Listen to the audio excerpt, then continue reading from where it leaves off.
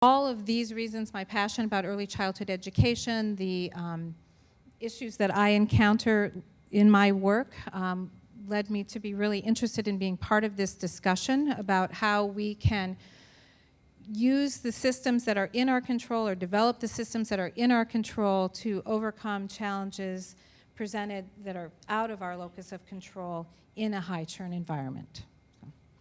A large section of the work for this team included recognizing the unique needs you've heard described today for high-churn schools, and that they're different than the schools that are stable. And they need different resources. They need leadership frames, theories of action, different cycles of inquiry to match the needs of these schools, and the resources and protocols for the social emotional issues and challenges. And once again, we identified that there was definitely a need to collect data specifically that you could codify around what was successful and what worked in these schools. And this is not to say that all schools across the city don't face some of these problems, but again, there's a certain, I refer to it as a tipping point. When you have a large chunk of your student population, it causes you to need to do certain things differently. And that is, again, pronounced in certain community areas.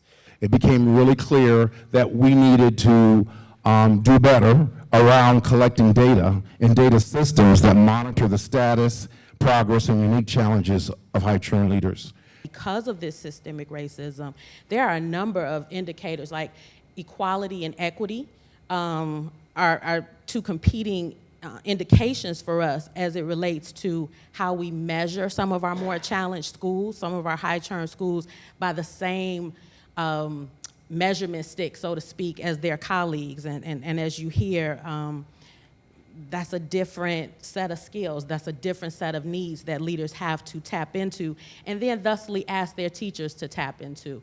Something that came up a lot in conversation and during this, Nick, was about figuring out systems for articulation between schools. And I think CPS really has a lot of opportunity for that in terms of going from school to school, being able to access students' test scores, curriculum, interventions that have been implemented so that some of those records are easily accessible and as they go from one CPS school to another. It's just definitely something worth exploring in terms of providing continuity for these students whose families do need to move. Instructional tools.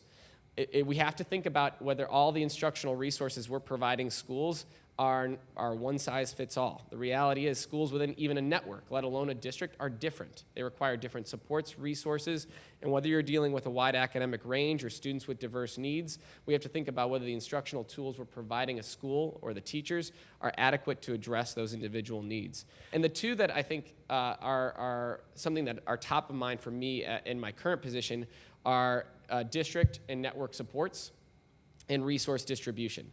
I do not want to speak for Chief Higginbottom, but the reality is she has 22 high-churn schools. I hear you. And as a network chief of 22 high-churn schools, she likely requires something different as the chiefs where there are very few to no high-churn schools. There are networks with no high-churn schools. And so that to 22. Yeah, and again, I think part of what we need to think about as a district is what does Chief Higginbottom require in her current role to support those schools? Because the reality is her job is different, right? And I think that's something we need to think really strategically about. In my current position, we allocate resources across the district by network, right? So every network in the district right now from the Office of Early Childhood receives these same exact supports.